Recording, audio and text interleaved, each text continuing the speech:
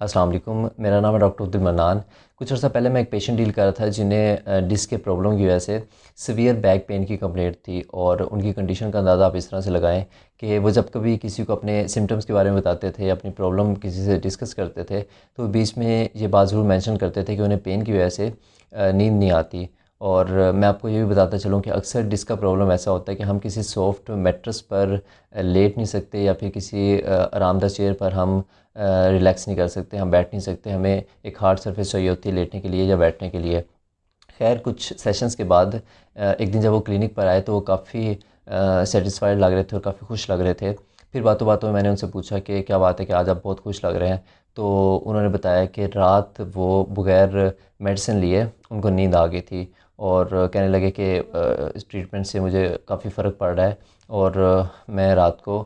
سو گیا اور مجھے اس بات کا اندازہ بھی نہیں ہوا۔ صبح اٹھا تو مجھے بڑی خوشی ہوئی کہ مجھے کافی عرصے کے بعد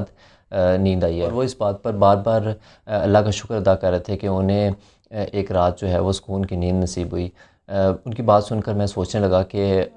ہمیں شاید اس بات کا کبھی احساس بھی نہیں ہوا کہ نیند بھی اللہ کی کتنی بڑی نعمت ہے۔ وہ لوگ جن کے پاس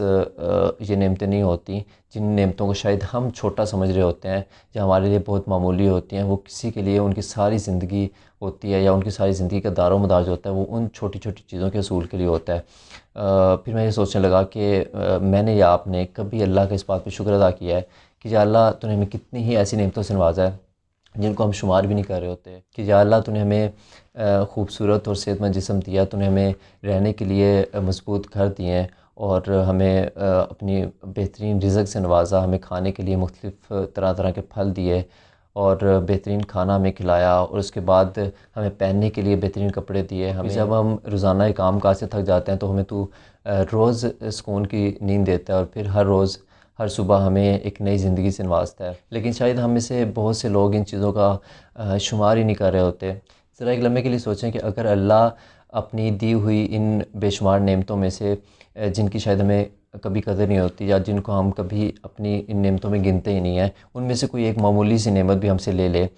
جیسے کسی کے لیے سونا مشکل ہے، یا کسی کو اللہ کسی معمولی سی تکلیف میں بھی مبتلا کرتے، پھر ہم کیا کر سکتے ہیں؟ انسان کا بس تو ایک چھوٹی سی مکھی پر بھی نہیں چلتا، اور جب کہ اللہ فرماتا ہے کہ لئن شکرتم لازیدنکم، تم میرا شکر ادا کرو تو میں تمہیں اور زیادہ دوں گا۔ ہاں، یہ بھی سچ ہے کہ ہم پر آزمائشیں آتی ہیں، اللہ ہمیں آزماتا ہے مختلف طرح سے، کبھی کسی کو ہم سے چھین کر آزماتا ہے، کسی اپنی نعمت کو چھین کر ہم سے آزماتا ہے، یا کبھی ہمیں کوئی بیماری سے آزماتا ہے، یا کسی مشکل میں ڈال کر آزماتا ہے ہمیں۔ لیکن پھر اللہ فرماتا ہے کہ کبھی تم پر آزمائش آئے تو تم صبر سے اور نماز سے جو ہے وہ میری رضا حاصل کرو۔ اور وہ لوگ جو پھر ان آزمائشوں پر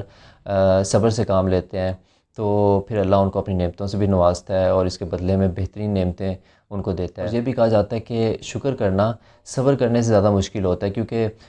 جب صبر کا موقع ہوتا ہے، جب کوئی آزمائش انسان پر ٹوٹتی ہے تو اس وقت انسان بے بس ہوتا ہے، اس کے پاس صبر کرنے کے علاوہ کوئی چارہ نہیں ہوتا، اور جیسے تیسے بھی ہے اس کو صبر آ ہی جاتا ہے۔ لیکن جب شکر کرنے کا معاملہ آتا ہے، جب اللہ انسان کو اپنی نعمتوں سے نوازتا ہے اور اس کو مختلف طرح کی چیزیں اور انعامات دیتا ہے، تو اس وقت انسان ان نعمتوں میں ایسا مشغول ہو جاتا ہے کہ شکر کرنا بھول جاتا ہے۔ اس لیے کہا جاتا ہے کہ شکر کرنا جو ہے